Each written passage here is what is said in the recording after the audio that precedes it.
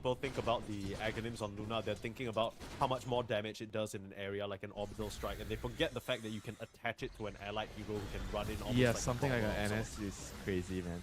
Yeah, because he can just go wherever the hell he wants on the map, right? So take a look. Most of the time you need to maybe get through some frontliners, some illusions might soak up the beams, but if he can find an avenue to the backline like you mentioned, these heroes are going to be in big trouble now. The pipe coming out from Grims could help. They're working on it on the chat. The pipe? Yeah. Okay. No, they're working on it. They're working on it. Oh, the Chen is so a bit longer. Might be able to get a bit of resistance to that. Jing seems to know the tree line that the rest are hiding in. Azura's gonna get found. You need a bit more help. Ren gonna blink back into an avalanche. Unfortunate. Needs to try and hack somebody. Needs to save Azura. But Azura, despite the moon shield, you should not be getting out of this one. Sliced down. Not sure how the side of BAIYAWAK knew that that was being set up, but they come to the Twin Gates, find the Luna and the Lion to boot. Yeah, good read there.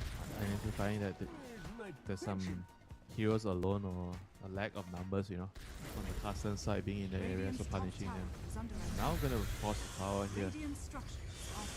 It's just the glyph. Rosh is going to move to the other side. My NS, in 10 seconds. NS still has ulti. I mean, Oh, this no Lash way. looks like he's gonna die. Night Stalker ultimate, Viper ultimate, TP's coming in, Atos to hold him at bay. Not so easy anymore, and you don't have the Luna Orbital Strike to help you out. Coming through, tries for the Overgrowth, but gets tossed up first. Hardell, he's used the Overgrowth basically just to save Night Stalker at this point. 3 ultimates used for nothing gained. Another swing and a miss there for Carstensz, as they might have to just relinquish this bot side area. And it means the Rosh is probably gonna go in the other side here.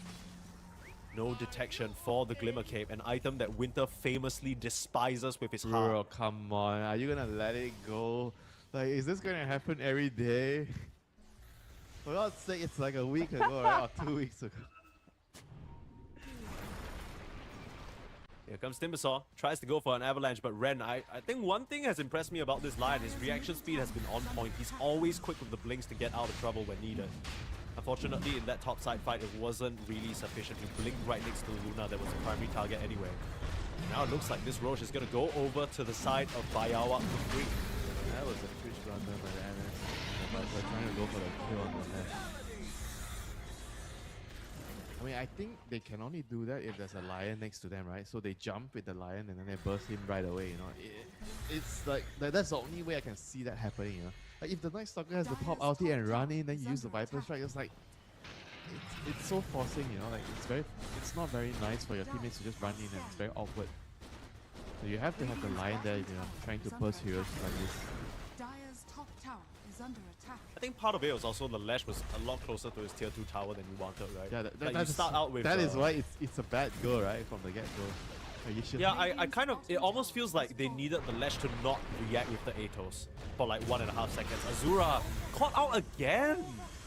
Oh, just stuck around the wrong place on the map, and there was a ward spotting him out.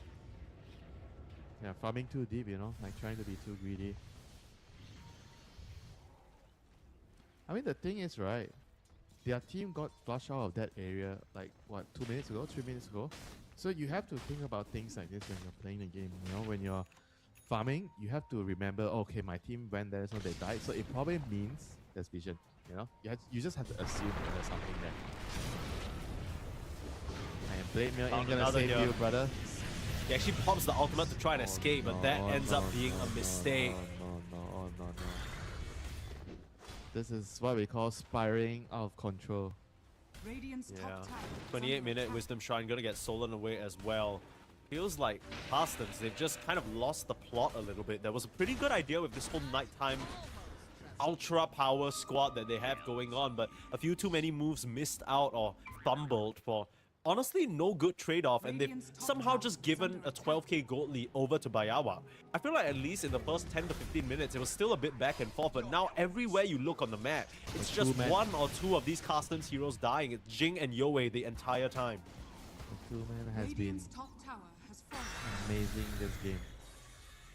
I think we didn't really see it so much when Lewis was playing yesterday. When he was the mid laner, we didn't see the same connection, you know, from Jing and Lewis compared to Jing and Yowei. Jing and Yoei did play together on Kukuis for a little bit, so it makes a lot of sense. I'm sure they've played together just in general a lot as well. Some of those Filipino in-houses. Yeah, got to work on our attack team, you know. Yeah. Get that party games in.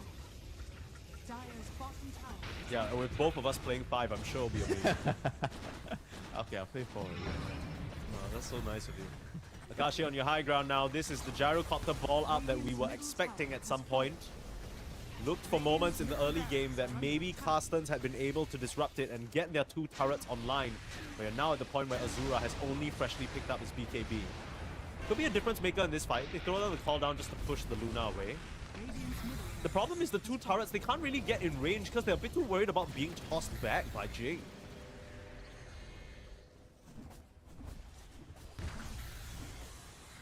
You have to be very ready for those plays, especially on the Lion. They don't have a use, right? So it's just the Lion with the instant hex. He's the only one that can stop it. Carstensz opting for comfort here in this game, but I can't imagine this situation feels comfortable for them at all. Struggling on the back foot, being pushed back into their base, and the entire map in the control of BAIYAWAK. Now that it's turn nighttime, perhaps there's an opportunity for Raging Potato to lead the troops out. Try and find some sort of window or maybe a pick-off. So far, BAIYAWAK, they've been playing somewhat split across the map. You know for sure that there's a death squad in the Lash and the Tiny probably tag teaming around. Akashi's been paired with Grims the entire game. Maybe you can find the Timber out all alone. Maybe you can find the Tiny out all alone on his warding mission.